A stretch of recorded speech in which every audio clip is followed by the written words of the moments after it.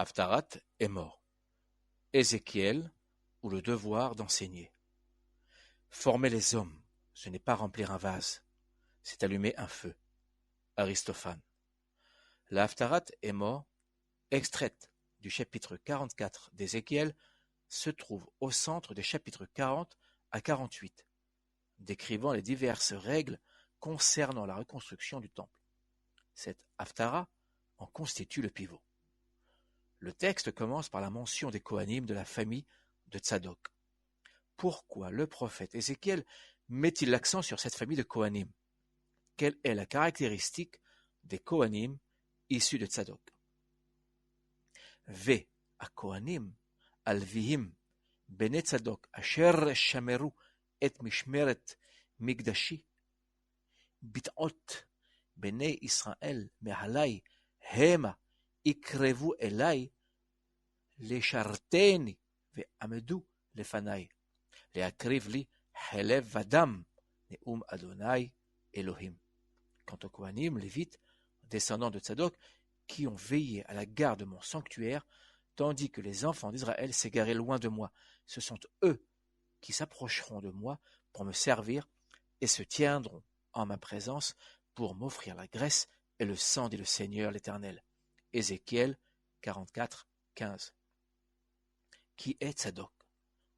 Tzadok est le 9e fils d'El-Hazar, le fils du Kohen Agadol, grand prêtre à Aaron. Tzadok est choisi comme Kohen Gadol par le roi Salomon, qu'il investit à la place du Kohen Agadol Éviatar. Ce dernier est expulsé de Jérusalem par le roi Salomon. 1 Roi 2, 27, 35. Quels peuvent être les motifs d'un tel choix? Deux raisons essentielles peuvent expliquer le choix de Salomon. L'une d'ordre politique et la seconde d'ordre spirituel. La raison politique se fonde sur le fait que Tzadok porte sa préférence sur Salomon, comme le successeur légitime de David, s'opposant en cela à Éviatar qui, lui, préférera Adoniaou. Puis Tzadok, sur ordre de David, aura pour mission d'oindre Salomon, le jour où ce dernier montera sur le trône d'Israël. 1 Roi 1, 34. Vayochelu, vaishtu, lifnei Adonai bayom ahu, besimcha gedola, vayamlechu, shenit lishlomo ven David, vaim shechu l'Adonai lenagid, ul Tzadok lechoen. Et ils mangèrent et burent, ce jour-là, devant l'Éternel, avec grande joie. Pour la seconde fois, on proclama roi Salomon, fils de David. On l'oignit chef devant l'Éternel, ainsi que Tzadok comme Kohen. 1 Chroniques 29, 22. La seconde raison sur laquelle se focalise toute l'attention d'Ézéchiel dans notre Haftara réside dans la réforme du culte divin que le prophète aspire à purifier et à centraliser exclusivement à Jérusalem. En effet, le livre des rois, au temps du règne de Josias, Yoshiyahu, révèle que les Kohanim descendants du Kohen Agadol, Éviatar, sacrifiaient dans les hauts lieux, suivant en cela le culte des polythéistes.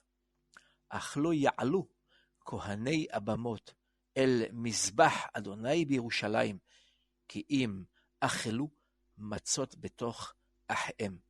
Toutefois, les Kohanim des hauts lieux ne doivent point monter sur l'autel du Seigneur dans Jérusalem. Seulement, ils mangent les azim au milieu de leurs frères.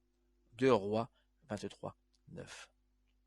Selon le prophète Ézéchiel, les descendants de Tzadok doivent être considérés comme plus dignes de servir dans le temple que les descendants d'Éviatar, qui se seraient détournés de leur vocation cultuelle et morale.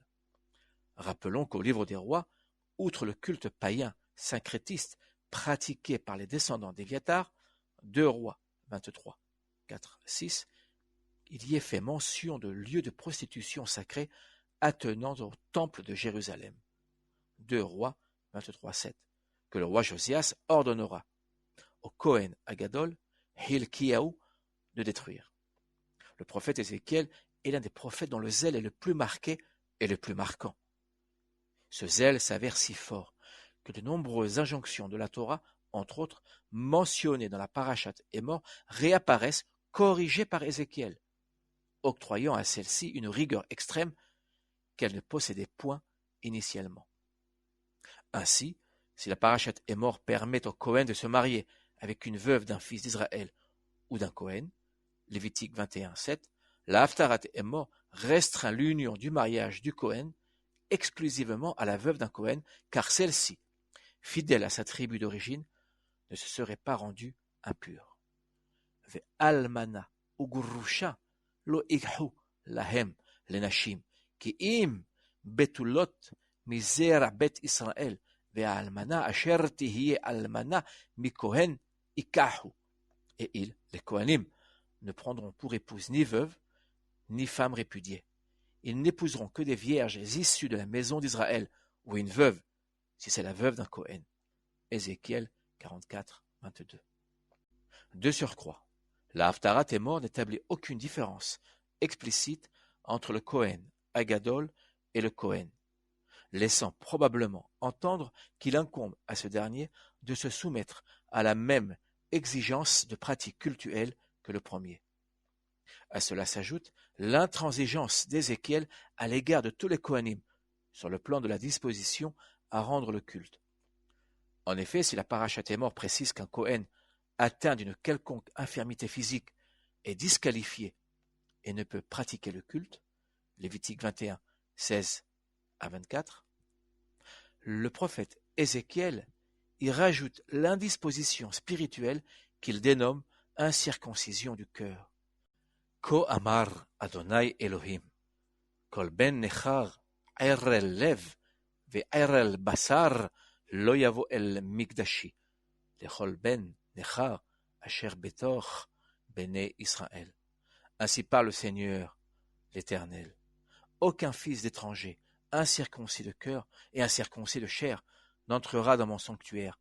Aucun fils d'étranger se trouvant parmi les enfants d'Israël. Le sens de la pureté est poussé à son extrême. La pureté du cœur est celle qui caractérise, selon Ézéchiel, les descendants de Tsadok, justifiant ainsi leur élection à la prêtrise, à l'opposé des descendants d'Éviatar, corrompus aussi bien spirituellement que moralement. Mais si le culte du futur temple s'impose chez Ézéchiel comme un devoir de première importance, il n'en est pas moins vrai qu'un autre sujet est mis en exergue par le prophète, celui de l'éducation et de l'enseignement du peuple d'Israël, dont sont responsables les Kohanim. Ve'et ami yuru ben kodesh lehol, uven tameh letahor yodiaum. Et ils enseigneront à mon peuple à discerner le sacré du profane, et ils lui feront connaître la distinction de l'impur et du pur. Le défi que doivent relever les Kohanim, selon Ézéchiel, est de revenir à la Torah en enseignant la distinction entre le pur et l'impur. Ulehavdil ben hakodesh uven hachol uven hatameh uven hatahor. ולראות את בני ישראל את כל החוקים אשר דיבר אדוני עליהם ביד משה. Et afin de pouvoir distinguer entre le sacré et le profane, entre l'impur et ce qui est pur, et instruire les enfants d'Israël dans toutes les lois que l'Éternel leur a fait transmettre par Moïse. Lévitique 10, 10-11. Kohaneha hammesu torati, vayihallelu קודשי, בין קודש לחול לא הבדילו, ובין הטמא לטהור לא הודיעו, ומשבתותי העלימו עיניהם ואחל בתוכם. Ces prêtres font violence à ma loi, profanent mes choses saintes. Ils ne font pas de différence entre le sacré et le profane, et n'enseignent pas à discerner ce qui est impur de ce qui est pur. De mes shabbats, ils détournent les yeux, de sorte que je me trouve abaissé au milieu d'eux. Ézéchiel 22, 26. Seul l'enseignement conduira le peuple d'Israël à ne plus fauter et à ne plus profaner le nom divin et la terre d'Israël. Vayomer Elai ben Adam et mekom kis'i ve'et mekom kapot raglai asher eshkon sham betoch beni Israël le'olam ve'lo itameu od bet Israël shem kodeshi hema ומלכיהם בזנותם uvifigre malchehem bamotam. Et il me dit, fils de l'homme, c'est ici l'emplacement de mon trône, le lieu où se pose la plante de mes pieds, où je résiderai à jamais au milieu des enfants d'Israël. Désormais, la maison d'Israël ne profanera plus mon saint nom, ni eux, ni leurs rois, par leur prostitution et les cadavres de leurs rois sur leur haut lieu. Ézéchiel 43, 7. Israël se doit de suivre la voie qu'enjoignent les Kohanim afin de pouvoir prétendre devenir un royaume de Kohanim et un peuple saint. Vatem tihiu li mamlechet Kohanim vegoy kadosh el devarim asher tedaber el bene Israël. Mais vous serez pour moi un royaume de Kohanim et une nation sainte. Tel est le langage que tu tiendras aux enfants d'Israël. Exode 19, 6. Toda Rabba, merci beaucoup. Shabbat Shalom. Chaim Wiesman.